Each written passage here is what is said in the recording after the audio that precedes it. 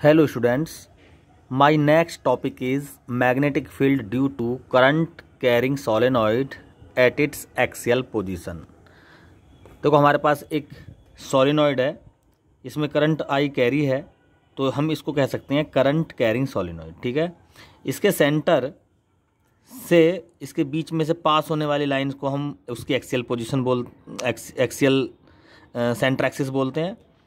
और अगर इसमें करंट कैरी है तो हम कहेंगे इसको करंट कैरिंग सोलेनॉइड। ये एक मैग्नेटिक डाइपोल की तरह काम करती है। इसमें जैसी करंट कैरी होता है तो ये एक मैग्नेट बन जाती है और इसमें से मैग्नेटिक लाइन पास होती हैं।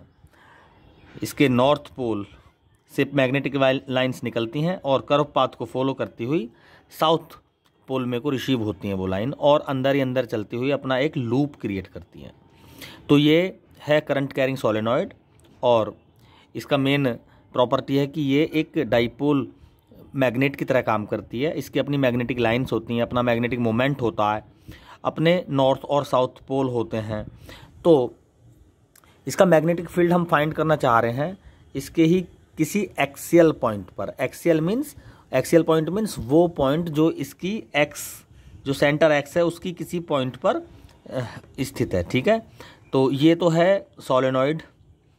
और अगर हम इसकी सेंट्रल एक्सिस या सेंटर पॉइंट की बात करें तो इसका दूसरा डायग्राम है, यहाँ पे देखें ज़रा, ये सोलेनॉइड और इसके सेंटर से होकर जाने वाली ये लाइन है। इसके पी पॉइंट पर एक पॉइंट है जिसको हम कहेंगे पॉइंट ऑफ एक्सियल पोजीशन। ठीक है, हमने मान रखा है इसकी पॉइंट सी से डिस्टेंस स्मॉल आर है और इसी पॉइंट पर हम इस करंट कैरिंग सोलेनॉइड है जिसका हमने ब्लॉक डायग्राम बना रखा है। वायर्स इसमें वाइंडिंग नहीं दिखाई गई है, जिसमें ऊपर वाइंडिंग दिखाई गई है वायर्स की। ठीक है, ऊपर तो वाइंडिंग है वायर्स की लेकिन इसमें नहीं दिखाई गई है। बस हमें ऐसी एज्यूम, ये ब्लॉक डायग्राम है सोलेनॉइड का, करंट कैरी है इसमें आई और ये पी पॉइंट इसकी एक्सियल पोजीशन पर सिचुएट है। सेंटर सी है, लेंथ इसकी एल है, सेंटर से पी पॉइंट की डिस्टेंस आर है और इसका अगर जो कोइल है, अगर इसकी हम डायमीटर की बात करें, रेडियस की बात करें, तो सेंटर से इस सोलेनॉइड सिलेंड्रिकल बॉडी की जो रेडियस है वो स्मॉल ए है। ठीक है, तो इसके सेंटर, इसके पॉइंट पी पर मैग्नेटिक फील्ड फाइंड करना है हमें।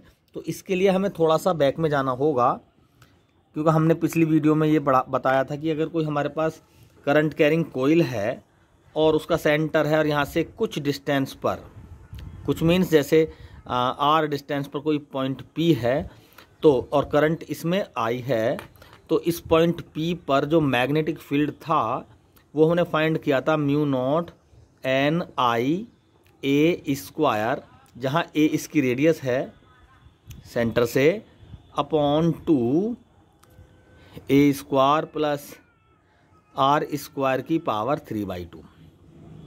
हमने इसमें ये इस सिंगल कोइल्स के लिए एक्सियल पोजीशन पर मैग्नेटिक फील्ड की वैल्यू फाइंड की थी। क्लियर?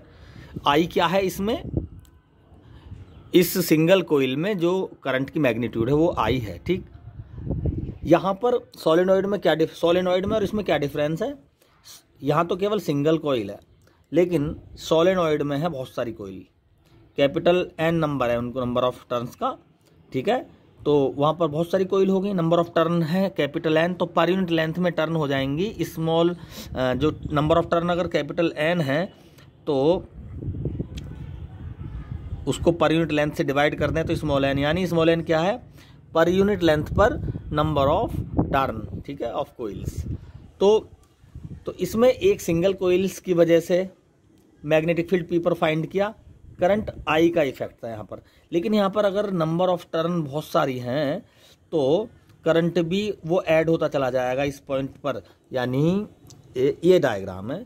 इस पॉइंट पर मैग्नेटिक फील्ड अगर होगा तो जैसे इस पॉइंट पर एक सिंगल कोइल्स की वजह से मैग्नेटिक फील्ड था, तो इस पॉइंट पर यहाँ पर पी पर जो मैग्नेटिक फील्ड होगा वो यहाँ पर जो नंबर ऑफ टर्न है उनकी वजह से होगा, यानी करंट कुछ ज़्यादा हो जाएगी।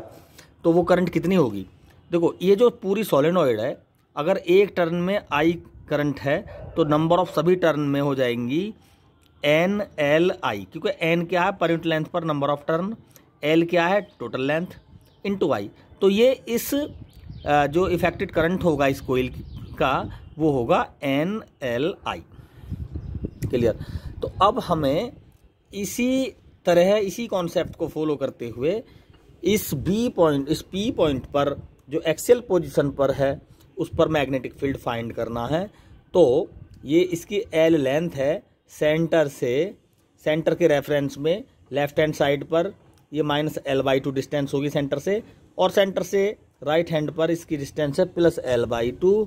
और हमें मैग्नेटिक फील्ड पी पॉइंट पर फाइंड करना है। तो क्या करना होगा, यहाँ पर एक छोटा सा लेंथ एलिमेंट बनाना होगा, ठीक है, क्योंकि हमें नहीं पता कि इसको कैसे हमें मैथमेटिकली, क्योंकि यहाँ पर तो एक सिंगल कोइल्स थी लेकिन यहाँ पर नंबर ऑफ कोइल हैं, तो एक एक कोइल का हम कब तक ऐड करेंगे, अर्थमेटिकली ये पॉसिबल नहीं है। तो इसमें हमें इंटीग्रेशन करना होगा, ये कैलकुलस मेथड यूज़ करना होगा। तो यहाँ पर करेंगे क्या, हम dx एलिमेंट बना लेते हैं एक, और वहाँ की करंट देख लेते हैं कि dx एलिमेंट में नेट करंट क्या होगी।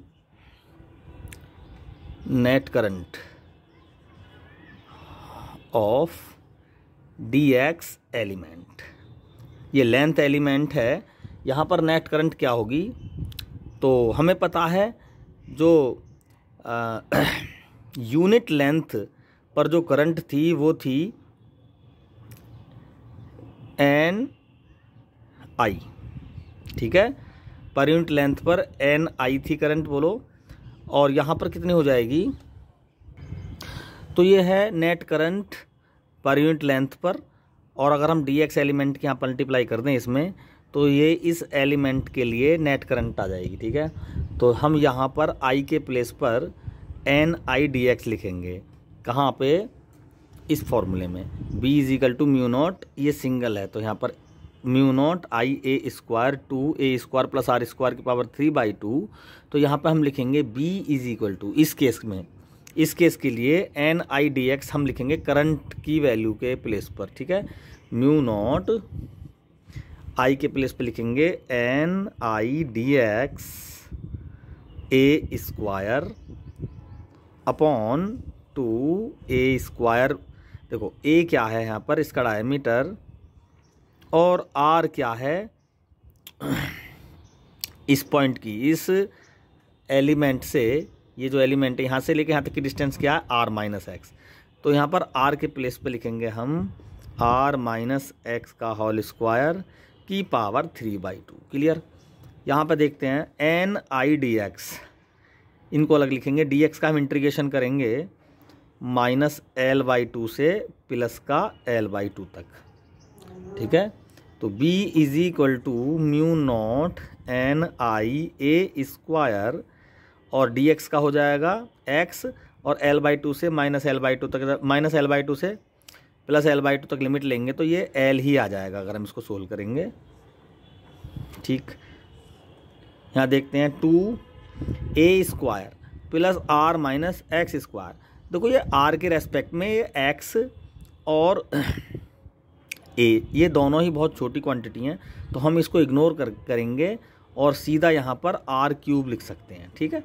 यानी a² + r - x का होल स्क्वायर की पावर 3/2 को हम लगभग r³ लिख सकते हैं। तो यहाँ पर इसको डिस्प्लेस कर दिया। अब हम देखेंगे यहाँ पर, देखो ये एन आई a² इंटू एल है ना, इसको हम थोड़ा सा चेंज करेंगे, b = μ0 एन आई a²। मैं यहाँ पर पाई की मल्टीप्लाई कर सकता हूँ, एन आई पाई a² इंटू एल। पाई की मल्टीप्लाई करिए तो पाई की डिवाइड भी करनी पड़ेगी, r³ μ0 एन आई, और पाई a² होता है एरिया, इसको हम लिखेंगे m, ठीक है। एन एल आई ये टोटल करंट का काम कर रहा है, यहाँ पे आ जाएगा इस पूरे टर्म की जगह b = μ0 m अपॉन 2π r³, ठीक है। m क्या है यहाँ पर, m होता है I इंटू ए। तो पाई ए स्क्वायर की जगह तो I है, ठीक है, इस a के प्लेस पे तो पाई ए स्क्वायर, ठीक, और I के प्लेस पर है यहाँ पर NIL, ठीक है। ये टोटल करंट यहाँ पर, ये तो मैग्नेटिक मोमेंट की वैल्यू होती है I इंटू ए, और आई ए है यहाँ पर पाई ए स्क्वायर, आई है NIL।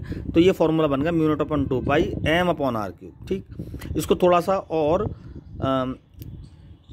हम थोड़ा ड्राइव कर सकते हैं। अगर हम ऊपर भी 2 की मल्टीप्लाई करें और नीचे भी 2 की मल्टीप्लाई करें तो ये हो जाएगा B = μ0/4 into 2m/r³। This is the resultant formula of magnetic field at coaxial position of a current carrying solenoid. Thank you.